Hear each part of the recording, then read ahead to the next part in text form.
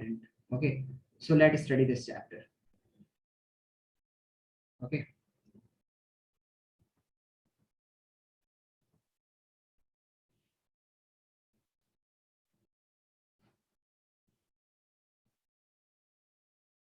Okay.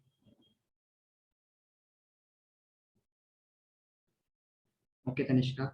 So what we need to study in this chapter is actually that is very important for the examination point of view is the type of chemical reactions, types of chemical reactions.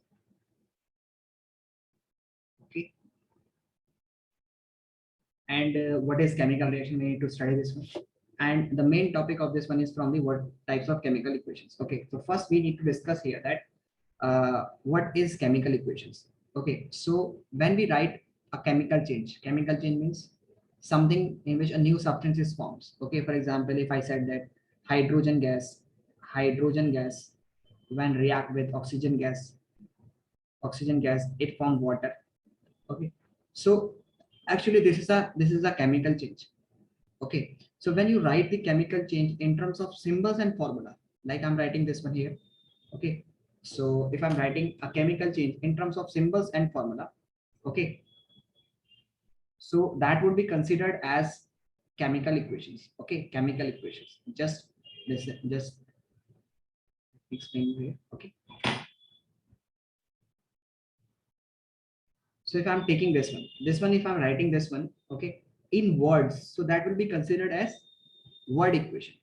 Okay, but if I write it in terms of symbols and formula, that will be considered as chemical equations. So when we write a chemical change in terms of symbols and formula, we call it a chemical equations, simple a chemical equations. And you need to understood here one thing more, that these chemical equations, if they are unbalanced, means you see that here they are the two oxygen atoms and there is only one oxygen atom. So if we balance these two oxygen atoms, means if we balance this one like this way, okay, like this way, now there is two hydrogen atoms and two oxygen atoms. So if we balance these equations, so then a balanced chemical equation will be considered as, means this will be considered as balanced chemical equations. Unbalanced is called the skeleton and balance is called the balanced chemical equation. Got it? Got it? So Yes, you understand the difference between what is a chemical equation? Writing a chemical change in terms of symbols and formula is called a chemical equations. Okay. And moreover, if we write this chemical change, this is the hydrogen, this is oxygen. When it react, okay, so it will gives you, okay, so this is the hydrogen when react with oxygen, it will gives you, means it will forms a balanced chemical equation. Okay, if the total number of atom of each type is equivalent in on reactant and product side. So this is a skeleton chemical equation and this is a balanced chemical equation. Got it? Got it? yes, Okay. In the similar way, nitrogen gas when react with hydrogen gas, it will gives you the ammonia. So in the similar way, if you write it like N2 plus H2 will gives you NH3. So this is a skeleton equation. Why? Because the number of element of each type is not equal. The number of atoms of each type is not equal. The total number of atoms on the reactant and product sides are equal. Like there are the two nitrogen atoms plus two hydrogen atoms will gives you NH3. That is going to have 4, 1 plus 3, but not of each type. You see here that there are two nitrogen atoms, but there is only one. There is only two hydrogen atoms, there is three hydrogen atoms. So atoms can neither be created nor destroyed during a normal chemical reactions. Atoms can neither be created nor destroyed during a normal chemical reactions that we used to do in our test tubes. Okay. So the total number of atoms of each type on the reactant and product side must be equal. Of each type means if there are two N2 atoms, so there must be two N atoms. If there are 6 hydrogen atoms, so there must be 6 hydrogen atoms. So this is called the balanced chemical equations. So when we write something in words, it is called word chemical equation. If we write it in symbols and formula, but it is not balanced, then it is called skeleton. And if it is balanced, then it is called balanced chemical equation. Got it? yes, Got it? Moving further, why there is a need to write up balanced chemical equations? One marks question can be raised from this one because it is an objective. Okay, so you can simply say that why there is a need to write a balanced chemical equation. You know that whenever a chemical equation, a chemical change is taking place, the total mass remain conserved. Means total mass of the reactant must be equal to total mass of the product. Reactant mass and product mass must be equal. So if you see here that that if we have the, for example, if we have that I'm going to give you an example. If we have the calcium carbonate CaCO3, and if I heat it, if suppose I heat it at 900 degrees Celsius, so it will give you calcium oxide plus carbon dioxide.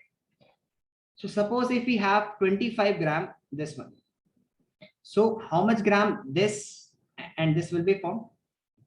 And suppose if this is formed as 11 gram, sorry, this carbon dioxide is 11 gram, then how much grams will this will be formed? So you take this 25 and 11 gram of this one is formed, then you subtract this one, and then whatever the answer comes, it will be get subtracted. 25 minus 11, how much you will get? You will get 25 minus, yes, 14 grams. 40 grams will this will be formed. So total mass remain conserved. For example, if I take H2 plus O2 will gives you 2H2, sorry, H2O. H2 plus O2 will gives you H2O. If I write this one, if I take this one, 2 grams, because hydrogen one atom has 1 mu mass, 1 gram. So the molar mass of this hydrogen is 1. So the for 2 hydrogen atom it will be 2 grams. In a similar way, if I took 32 grams this one, because one oxygen atom is going to have 16, 2 will be going to have its molar mass will be 32 grams, and the water one molecule is going to weigh H2O, hydrogen 1 plus 1 and oxygen 16. So you will get 18. So water one molecule is going to have 18 grams total mass, 18 grams. So if you take on the reactant side, it is 34 grams, but you are only getting this 18 grams here. So where is the remaining 16 gram goes? Where the 16 grams goes? So where does the 16 gram mass? So it means that there is something wrong. Means this equation is not balanced, and we need to balance the chemical equations. Okay. So this means that whatever you are taking, okay, on the reactant side and product side, the mass of the reactant, total mass of the reactant, total mass of the product must be equal. Moreover, according to Dalton atomic theory, you know that Dalton gives postulates that atoms can neither be created nor destroyed, and we usually say that atoms can now be created, sorry, now be destroyed. Atoms can be broken. Dalton says that atom is the smallest subatomic particle, smallest particle which cannot be further divided. This statement is incorrect. We know that statement is incorrect, that atoms cannot be further divided. Atoms can be divided into its subatomic particle, that is electron, proton and neutron. We can divide the atoms into three subatomic particles, but in normal reaction it does not happen. For example, if this reaction is taking place, so we take this one, so they are the two hydrogen atoms, two hydrogen molecules, okay, one oxygen molecule, okay, they break together, this bond break together, this bond break together, this bond break together, they form HHO, another OH. They form two water molecules. It does not mean that the hydrogen atom itself is broken. No, actually hydrogen, the bond between two hydrogen atoms is broken. So in normal chemical reactions, the atoms are not destroyed. The atoms in which we destroy the atoms, we destroy the atoms, or no, not destroyed, actually the correct word is that we broke the atoms into two smaller particles. If we take the bigger atom and we broke the atoms into two smaller parts, okay, and some of mass is converted into energy, this is not done in the normal test tubes. This is the nuclear reactions. This is done in the nuclear reactions. And for the nuclear reactions, there are the different laws. We cannot use this one in the macroscopic level, or means at the test tube level. Okay, so simply I want to say here that the Dalton atomic postulate that says that atoms can neither be created nor destroyed during a chemical reactions, that's whole true for such type of reaction that we normally do in our laboratory. So this is the statement that according to law of conservation of mass, mass can neither be created nor destroyed during a chemical reaction. So the total mass of the reactant must be equal to the total mass of the product. Moreover, in the Dalton atomic theory postulate, according to Dalton atomic theory postulate, atoms can neither be created nor destroyed during a chemical reaction, a chemical change. And the total number of atoms of each type. Why I'm saying each type? For example, if I'm saying that N2 plus H2 will gives you NH3. The total number of atoms on the reactant product are still equal. 4 are on the left, 4 are on the right. But they are not of each type are equal. So we have to add in a statement that for of each type must be equal on the reactant and product side. Got it? Yes, sir. Okay. Let's move further.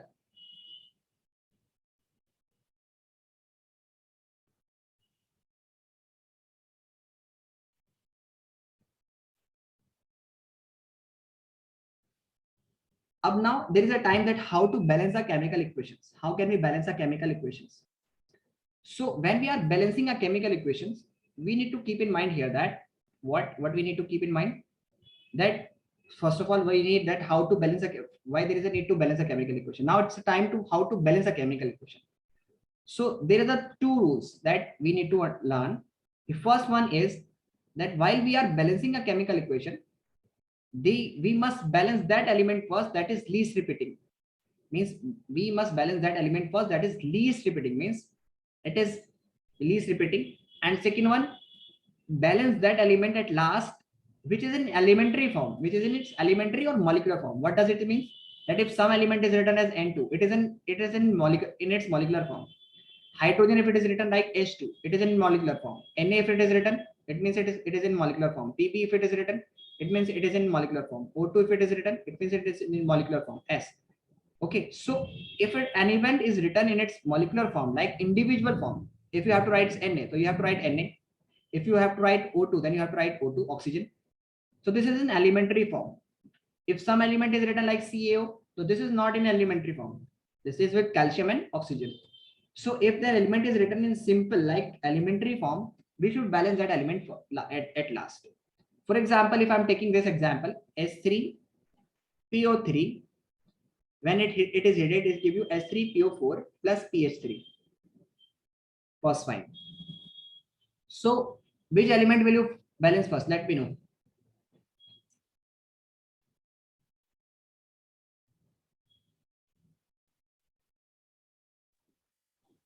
H3PO4. Element, either phosphorus, hydrogen, or oxygen. Phosphorus. Phosphorus. Phosphorus is still 2 times repeating, and we have to balance it at last. Okay.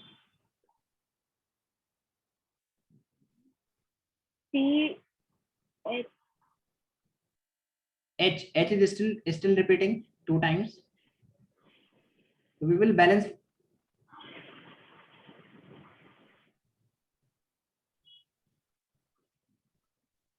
We will balance PH3. We will balance the oxygen atoms. Okay. Because oxygen is least repeating. P here is here, hydrogen is here, and So here. the atom which is least repeating, we have to balance that first. Yes, we have to balance that first element. Okay, so oxygen is that element that is repeating, least repeating. So here is 4 oxygen atoms and here is 3 oxygen atoms, 3 and 4. By what number you should multiply so that they will become equal?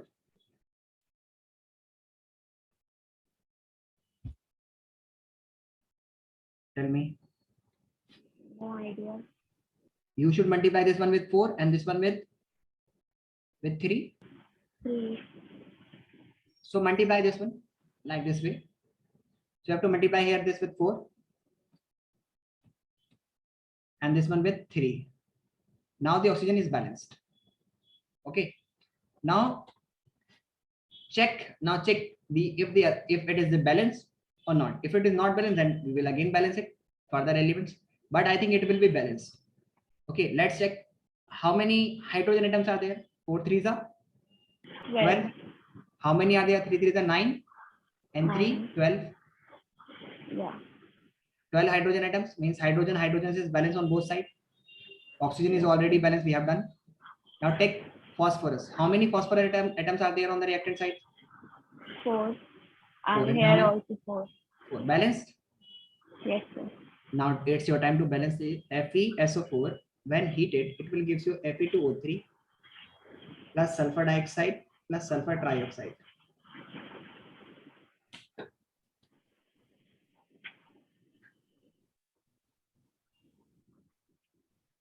We'll balance the iron first. Okay.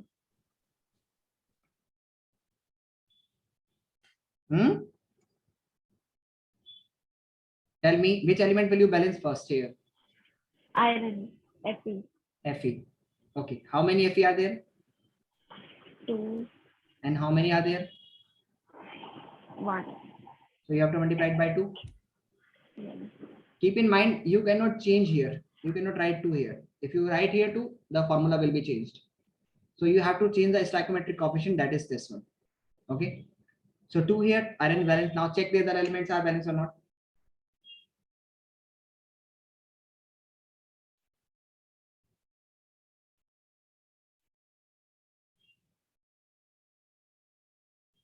So oxygen is balanced Okay. and yes, sir. Balanced. Whole equation is balanced. Yes, sir. Okay.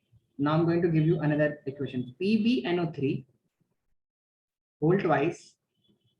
When it is heated, it will give you PbO plus NO2 plus O2.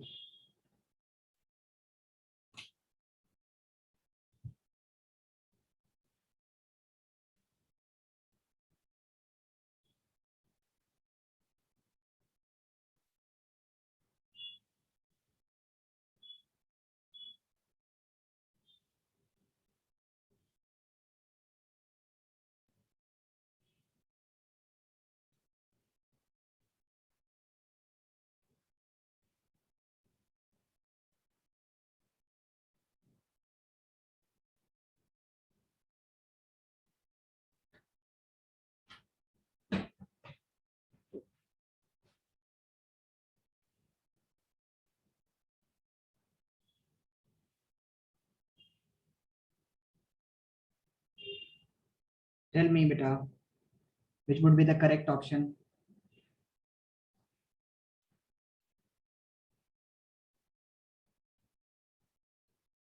Option, sorry. How will you balance? Would you balance the oxygen first? No, sir. Why? Because oxygen is repeating. Most repeating, and moreover, it is found in its elementary form also. So we are not going to balance that element first. Okay. So which element will you balance? The end. That is N. You will balance N. N. Okay. Okay. So if you are multiplying this one with nitrogen, how much you will get? How many nitrogen are there? 2, 1. 2, beta, 2. 2, This, 2, 2. because this NO2 is going to have its whole bracket. NO2 is going to have, sorry, NO3 is going to have whole bracket. So whatever this 2 is going to have in the whole bracket. So whatever this is, this 2 is being multiplied with this one, and this 2 is also multiplying with this one. So we have 2. So can I write here 2? Yes, sir. Now lead.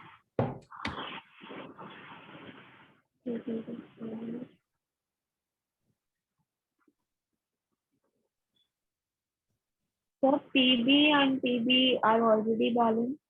1185. PB is already balanced. Now coming to the Oxygen. check the oxygen.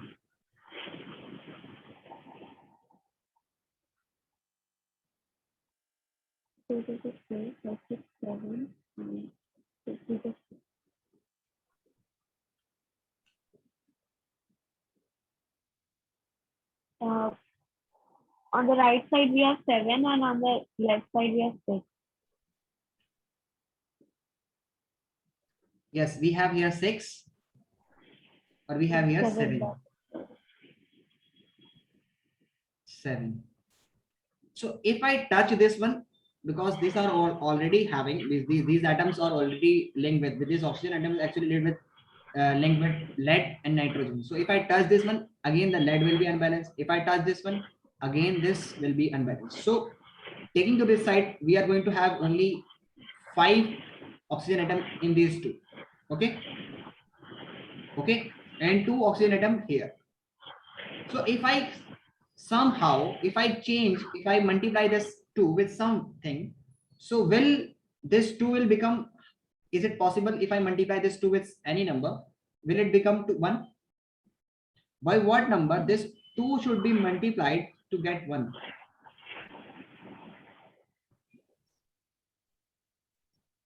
There is no number. Okay. Half. Got it? If you multiply this 2 with half, then it will become 1. So multiply this 2 with half. Now this equation is balanced. Now this equation is balanced. But we cannot write this half like this way. So it is a rule, simple rule, that if you are having some situation like this way, what you need to do is you have to multiply it by 2. Whatever the number is in denominator, you have to multiply it by 2. So you have to write here 2 PB bracket NO3 whole twice. Okay, then this 2 will also be multiplied with this one. This will give you 2 PBO. This 2 will be also multiplying with this one. You will get 4 NO2. And this, when this half is going to multiply with this 2, you will get 1 here, and no need to write 1 here. You can write here only 2. 2. Okay, got it? Got it? Yes, sir. Now it is balanced. You check here 2 PB, 2 PB. How many N? 2. When multiply with this one, it will become 2. When this is also multiplied with this one, it will become 4. So 2 into 2, 4. This is 4 nitrogen here. Oxygen, 2 3s are 6 and 6 2s are 12. So count 2, 8 and 2, 8, 10 and 2, 12. Got it? Yes, sir. Okay, let's move further. So like this way, we can balance this equation. Now I'm going to give you the... Okay. So can you show me the last slide This one. before this one? Actually, I wanted to write the second point. This one. Yes, sir. Okay. Yes.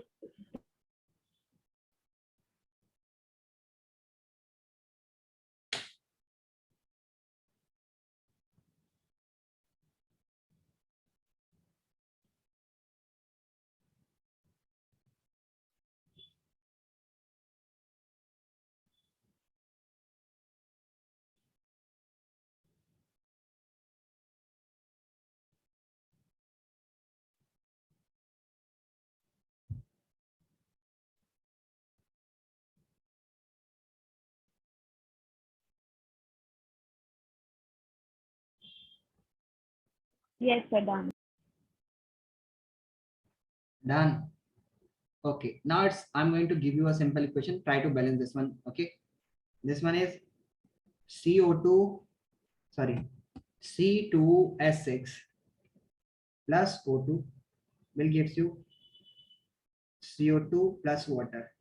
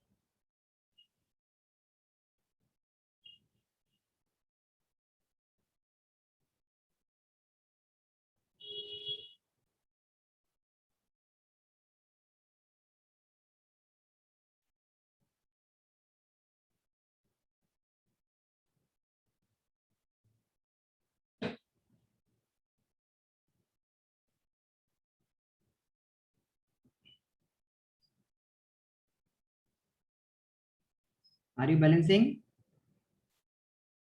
Yes.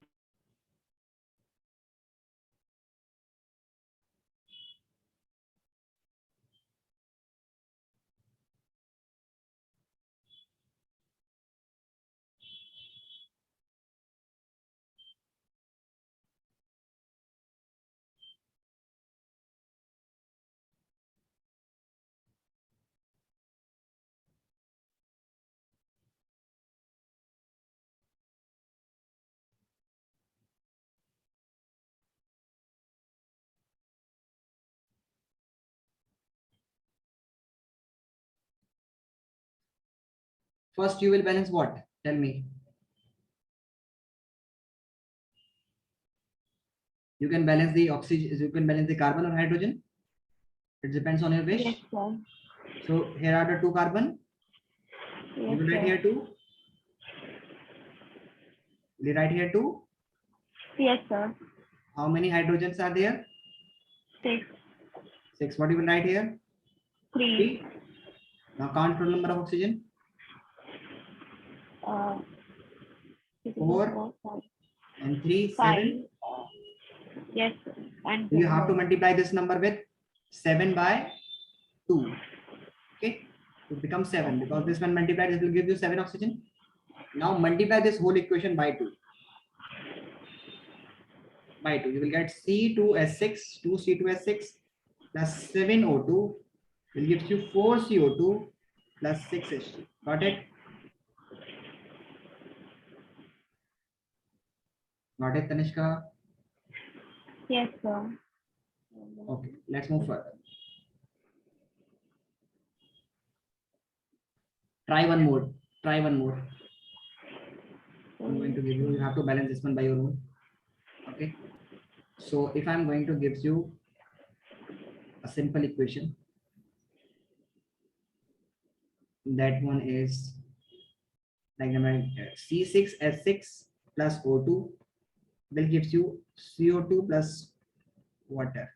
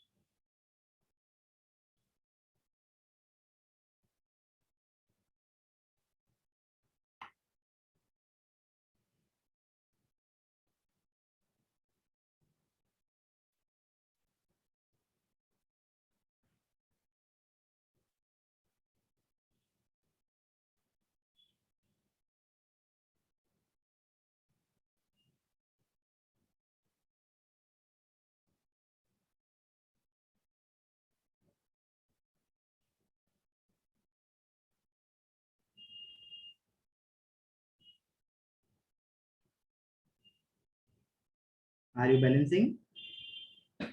That's easy, beta. Yes, I just done. Just done.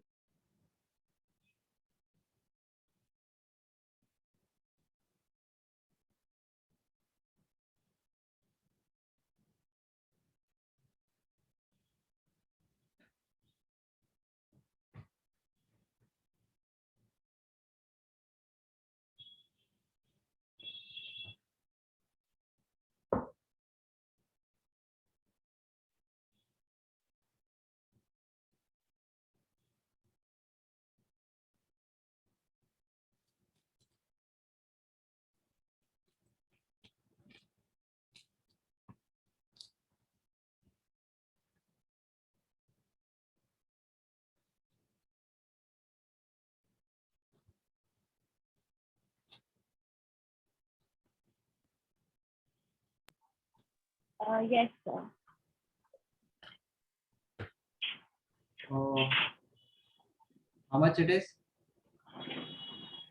Sir,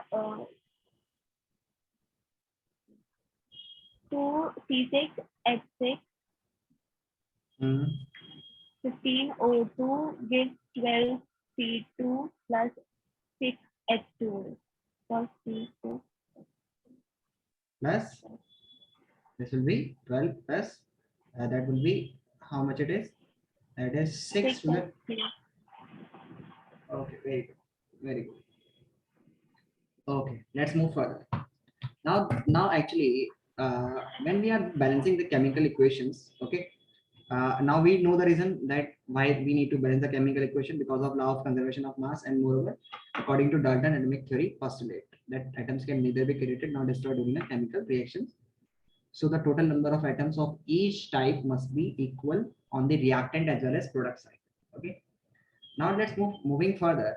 We know that reactions, we have divided the reactions into three parts.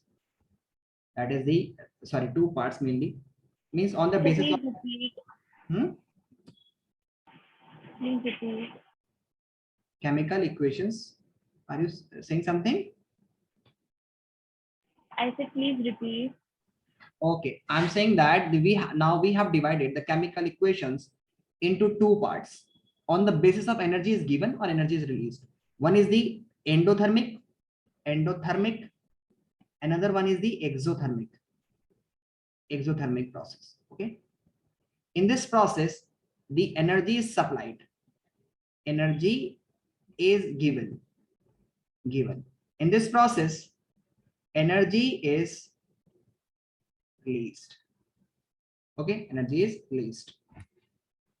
Or we can say that when A plus B, or you can simply say that if the reactant is giving product. Okay, so in the endothermic process, actually what happens when a reaction is taking place? For example, if I am saying that the hydrogen gas when react with oxygen gas, let me explain you one more time. If I'm saying that hydrogen gas when react with oxygen gas, the hydrogen gas, sorry, water forms and large amount of heat is produced. Heat is produced when hydrogen gas react with the oxygen gas, then large amount of heat is produced. But you know that when we keep the hydrogen atoms, okay, so during that time we need to keep in mind that we need to give some energy, initial energy to this one. But once the reaction starts, एक minute यार, कोई there is someone who is selling, okay, something, to let him go. Okay, wait a minute.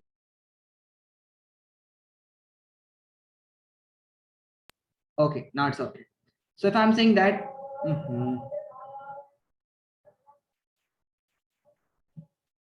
in India it's happened, so normal hai.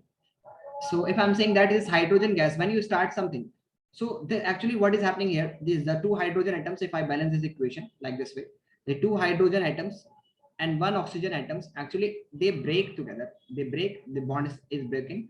When the bond is broken, we need to give the energy, means we always need energy to break the bonds. Okay, so energy is supplied. And when new bonds are formed, means this hydrogen and oxygen, okay, two molecule of water is forming here. So means new bond formation taking place, new bond formation is taking place, so we can simply say that, simply say that, so this, in this reactions actually, since the new bond formation is taking place here, okay, so new, so energy is being released, energy is being released, is being released. Okay, so here we give a less amount of energy, more amount of energy is being given. So example, for example, if I'm saying this is the reactant product, if I give 100 and if I'm receiving 200, so what does it mean? It is an exothermic or an endothermic process. It means less amount of energy is given and more amount of heat energy is released, more energy is released. So this process will be considered as exothermic process. Exothermic process. You can understand that this type of that whether the process is exothermic or not, because sometimes we need to give the energy. For example, if I need to burn the matchstick, so first I give it the energy in the terms of frictional force. When I rub it on the on that paper, okay, that is on the side of the matchbox, when I stick that one, so it will start burning. So first I give the energy, because all the reactions in nature does not start at room temperature, they need some more energy. But if once the reaction started, it will end up, means the whole matchstick can burn, okay, once it light up. So in the similar way, we can say that the endothermic reactions, in the exothermic reactions, the reactions one starts, it will end up by its own, it will simply ends up by its own. For example, it is just similar to this one, you can say that it is just similar to this one. Wait a minute.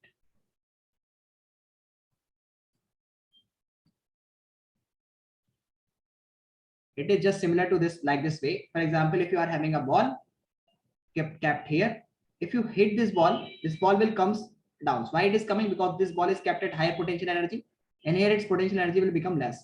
So the thing that is going to have higher potential energy will always move towards its lower potential energy by its own. Okay, by its own.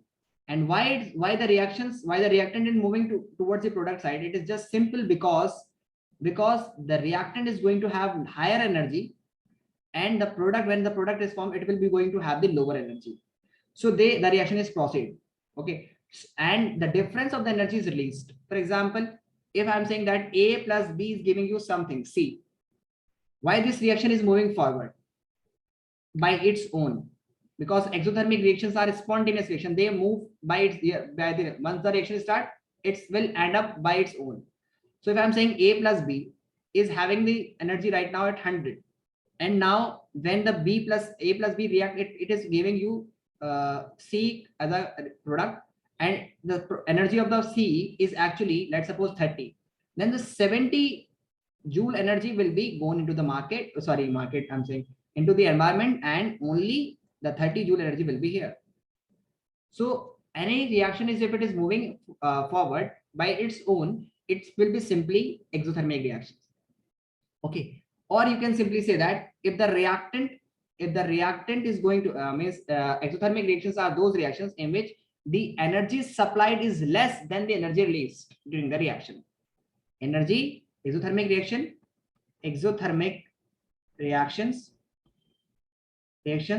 are those reactions in which energy supplied is less than energy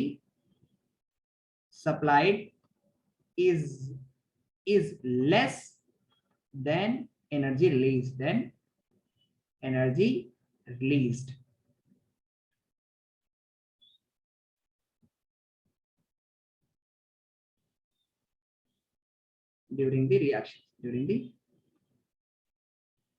reaction. Got it? Yes. Okay, so and what is the difference between the endothermic and exothermic reactions? Energy may be given. So for example, if you start electrolysis of water, okay, once you start electrolysis of water, you kept the water and you put the two electrodes here, okay, and you started giving the energy. Let me explain you on the next slide. Okay, if I'm saying here that these are the two electrodes, okay,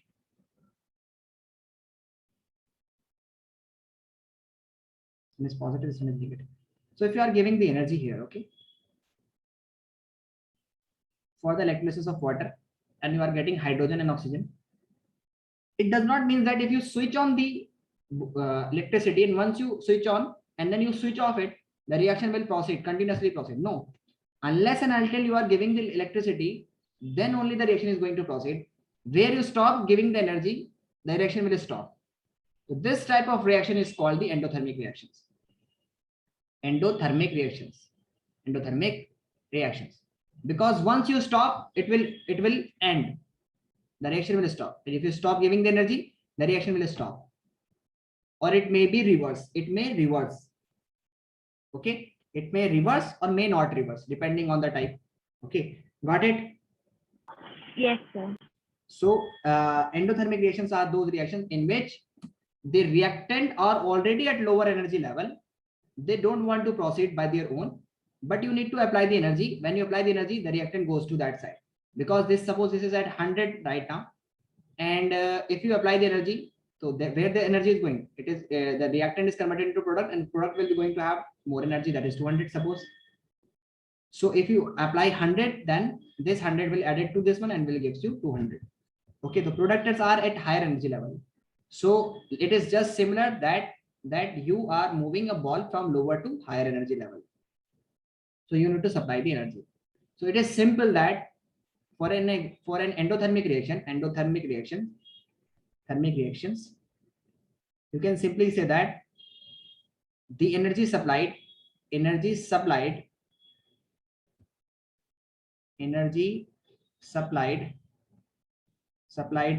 is more than energy released.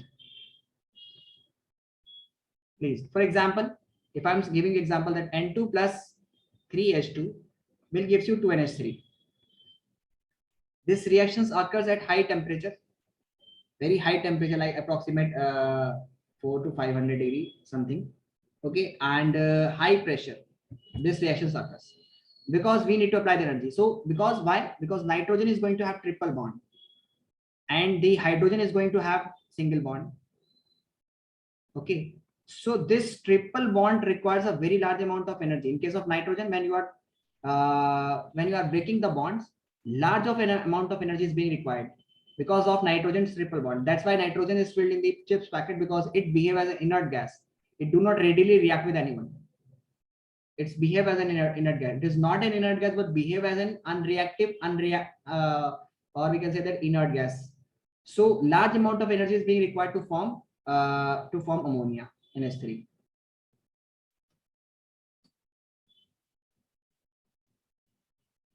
Okay, large amount of energy is being required. So here we are applying more energy than the energy released during the bond formation of these, because when nitrogen is reacting with hydrogen, the energy will be released. So here you are applying more energy, but the less energy is released. So this type of reaction is called endothermic reaction. Got it? Sir, please explain again. Please explain again the example. Okay. Why I'm saying that this is an endothermic reaction? Because in this reactions, the nitrogen is actually, you will see that this nitrogen, when we are reacting with nitrogen and hydrogen to form ammonia. The nitrogen bond is to be broken, means that the two nitrogen atoms need to be broken separately. Okay, means the bond between two nitrogen atoms need to be broken. And here we know that the nitrogen's two atoms are bonded with three triple bonds, mean triple bonds. So large amount of energy is required to break this bond. Large amount of energy is being required to break this bond. Okay, so what we need to do is, in case of nitrogen, if I'm reacting this nitrogen to form with something, so we need to apply the energy to break this bond first, because bond breaking is an energy giving process, or we can say that it is an endothermic process. And bond formation is a exothermic process. So when new bonds are formed with nitrogen and hydrogens and this one, so less amount of energy is being released here than the energy being given to break this nitrogen atoms bond, bond between the two nitrogen atoms. Okay, so here we are applying more energy supplied is more than energy is released. Okay, so here this process is known as endothermic process. Got it? Yes, sir. Okay, in the similar way, if I'm saying that, for example, if I'm taking the example, another example that I'm explaining you here, that is carbon plus oxygen will gives you CO2. Okay, this one is, you know that carbon when react with oxygen, it is a combustion, and here it is an exothermic process. When we burn the coal, you know that heat is released. Okay, and you can simply say that this is an exothermic process. But in case if I took the, instead of carbon, if I took the nitrogen, N2 plus O2, it gives you 2NO. So in this case, dear student Tanishka, you will find that nitrogen is broken, oxygen double bond is broken. Okay, and the new bond that is between the NO is being formed. So here in breaking this bond, we are applying more energy than the energy released in the formation of new bond. Again, this process is an endothermic process. You need to apply the energy.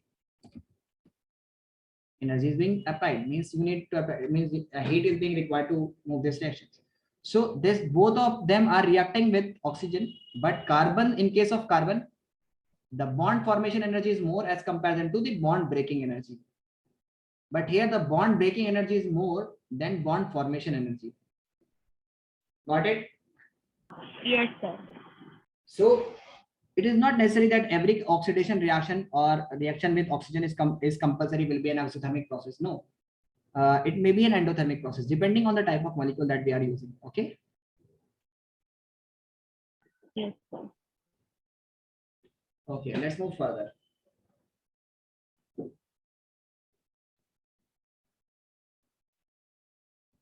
Let's move further. So you understood what is endothermic process, what is exothermic process. Endothermic process Yes. is simply one which is in which the energy released is a endothermic process is one which in which the energy released is less as comparison to energy given. But in case of exothermic process, energy given is less than energy released. Energy given, energy released. If this one is more than endothermic, energy given is less than energy released, is known as exothermic. And what is the difference that if you stop supplying the energy in case of endothermic process, it will stop. Now now tell me, melting of ice is an exothermic process or endothermic process? Melting of ice is an exothermic process or endothermic process?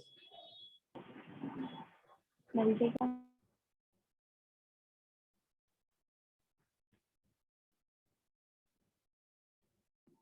endothermic, exothermic. Exothermic. You are thinking that it start melting by its own, that's why you are saying it will not stop. No, actually every reaction does not start at the room temperature. So because the melting of ice actually occurs at 0 degrees Celsius and the room temperature is 25. So if you keep some ice in a room, some ice, bigger ice bricks in the room, do you think that the room will become colder or hotter? Please repeat. It will become colder or hotter? If a I'm room asking, of 25. I'm saying that you have kept some bigger ice cubes, means that are huge in size, okay, that we used to have in marriage parties is when we need ice. Okay, these are the very big in size. So if you keep this ice pieces in the room and you lock the room, the ice will start melting. But when you enter the room after some time, will you feel that the room will become colder or hotter? A bit cold. मैं ये बोल रहा हूँ कि अगर आपने suppose करो किसी रूम के अंदर आइस को रखा है और वो रूम आपने लॉक कर दिया है, फिर थोड़ी देर बाद आप उस रूम में जाते हैं तो आपको वो रूम ठंडा मिलेगा कि गर्म मिलेगा? थोड़ा सा तो ठंडा मिलेगा। थोड़ा सा ठंडा मिलेगा, नहीं काफी ठंडा मिलेगा। अगर बड़ा वाला बहुत बड़ा आइस का रखोगे, आपने देखा भी होगा कि आपने सुना भी होगा, जब आइस मेल्ट करती है तब बहुत ज्यादा, जब बर्फ पड़ती है तब उतनी ठंड नहीं होती, लेकिन जब आइस मेल्ट करती है तब बहुत ठंड होती है। क्यों होती है आइस मेल्ट करने पर ठंड? क्योंकि जब आइस मेल्ट कर रही होती है तो वो हीट किससे लेती है? वो हीट लेती है किससे? एनवायरमेंट से। और बदले में एनवायरमेंट को जब हीट ले लेगी तो एनवायरमेंट के पास हीट खत्म, तो एनवायरमेंट ठंडा हो जाएगा। So since this process occurs at 0 degree, अगर हम लोग को ये प्रोसेस को रोकना है तो आप रूम का टेम्परेचर कितना रख दीजिए, -5 पे पहुंचा दीजिए। आप सपोज करो -5 डिग्री सेल्सियस रूम का टेम्परेचर है, तो वो आइस मेल्ट ही नहीं करेगी। फिर आपको उसको मेल्ट करने के लिए आपको एनर्जी देना पड़ेगा, और जब तक आपको एनर्जी देना पड़ेगा जब तक वो मेल्ट, जहां भी आपने रोका वो आइस मेल्ट होनी बंद हो जाएगी। समझ में आया? Yes sir. In the similar way अब मुझे बताइए, dissolution of something, if you are dissolving, okay, if you have some sugar and you are dissolving this in water, will it be a exothermic process or endothermic process?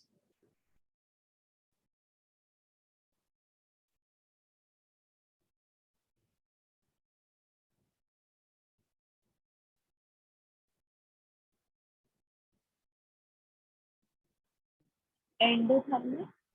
Endothermic. Endothermic, yes, it will be an endothermic process. Okay, because you know that we are just applying the energy, that's why it is an endothermic process. Okay, you can simply just think that if you are having a confusion, that like in the ice case you are just having confusion that it is an exothermic or endothermic process, so just think that if you apply the heat to that substances or to that reaction or to the reactant whatever we are having, will this reaction proceed faster or slower on applying the temperature? For example, if you have ice cubes, if you apply more heat, will it be faster, or means dissolution will be, sorry, melting will be faster or slower? Tell me. Faster. Faster means heat, applying heat is directly proportional to the reactions, rate of the reactions. More heat is applied, more faster will be the reaction. So it simply says that it is an endothermic process. Endothermic process. Since applying heat is creating the reactions, or we can say it is moving the reaction in forward direction, then it will be an endothermic process. In the similar way, if you apply the high temperature, means if you apply heat here, if you start heating, means if you start dissolving the sugar, same amount of sugar is taken, same amount of water is taken, but one in the one you have the water that is having high temperature, another one is which is very colder. So which one you think that more easily than sugar can be dissolved? You will say that in the hotter water more easily Yes. sugar can be dissolved. So means applying temperature here, applying temperature means if heat is applied, the reaction is moving in the forward direction. So when we give the heat, if the reaction is moving in the forward direction, then it will be considered as an endothermic reaction. Okay, Yes sir. got it? Yes. Okay. So you can simply say that this will be an endothermic